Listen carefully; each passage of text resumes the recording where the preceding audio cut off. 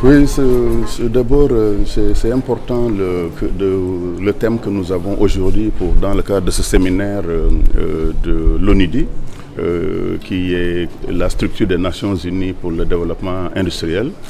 Ce thème de l'innovation pour les emplois est extrêmement important. Et c'est pour cette raison-là que je tenais à être ici et parler aussi de l'exemple de Sandiara. Je disais tout à l'heure que l'Afrique doit faire maintenant sa révolution industrielle. Elle doit également travailler sur l'emploi des jeunes. Mais on ne peut pas en fait donner de l'emploi aux jeunes sans investissement, notamment dans le domaine industriel, dans le domaine de l'agriculture, dans le domaine également numérique et dans bien d'autres domaines.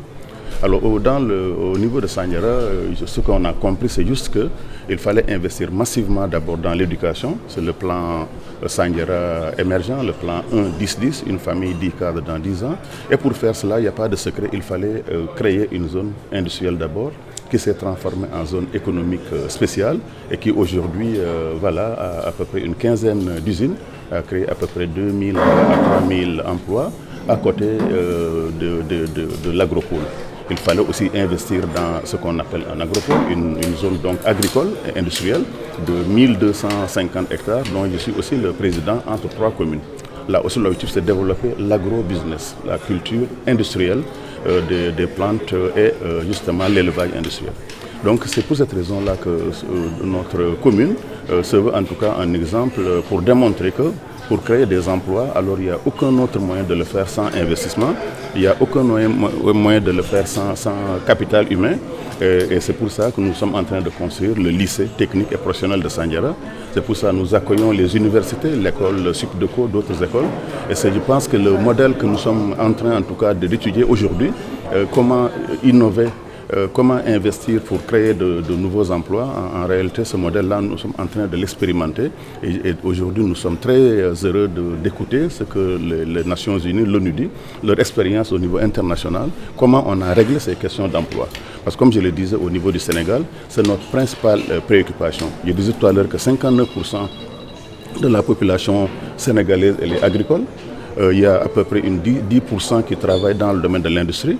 Et je disais qu'il y a un rapport assez inquiétant parce que ces 59% ne produisent que 11 à 12% du PIB. Et ces 10% de l'industrie produisent à peu près une vingtaine de pourcents du PIB national. Donc c'est quand même, on a vraiment besoin de comprendre comment l'ONUDI peut nous aider de par ces études au niveau mondial, de par le benchmarking, à améliorer notre politique en tout cas industrielle, bien focaliser nos instruments, comment faire en sorte que nous importions moins de produits de l'étranger et nous puissions les fabriquer beaucoup plus dans le cadre de ce qu'ils appellent l'import-substitution. Alors les S, c'est une politique qui a déjà fait ses preuves. Je pense que Xuanzeng en Chine était un tout petit village dans les années 70-80 de 30 000 habitants. Aujourd'hui, alors c'est l'une des zones les plus développées de Chine. Elle compte pratiquement 10 millions d'habitants aujourd'hui. Les S, en réalité, c'est une politique qui a déjà fait ses preuves. Par contre, comme vous le dites, est-ce que nous sommes en train de réussir cette politique des S? Est-ce qu'il y a assez de zones ethno-spéciales? La réponse est non. Est-ce que nous avons toutes les armes? Est-ce qu'on bénéficie assez de l'expérience internationale?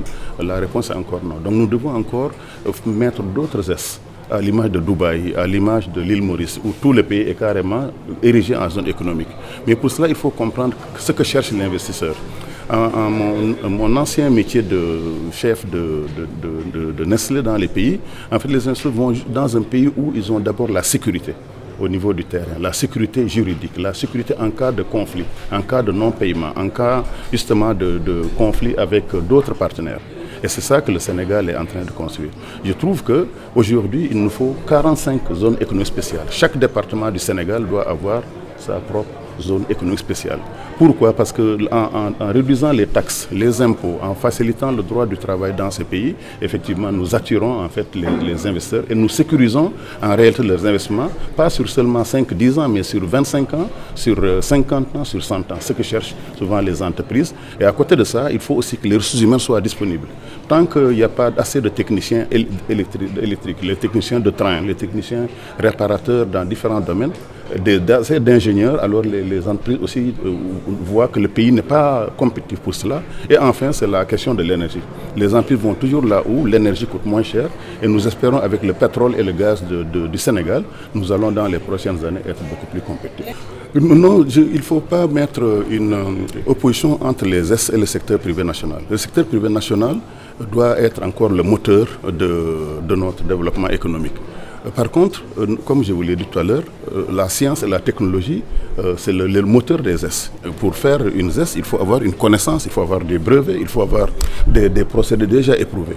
Et ça, il faut ouvrir le pays pour que tous ceux qui ont ces connaissances, cette expérience managériale, ces connaissances dans le domaine industriel, c'est ces gens qui doivent venir travailler avec notre secteur privé national.